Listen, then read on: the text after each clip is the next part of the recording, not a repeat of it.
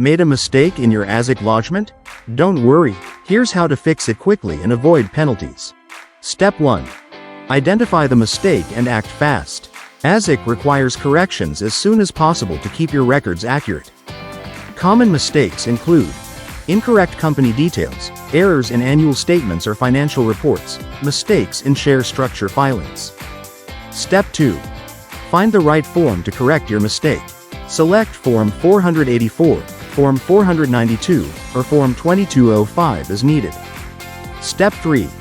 Lodge the correction online or via mail. You can also use an ASIC registered agent to handle the process for you. Step 4. Check if fees apply.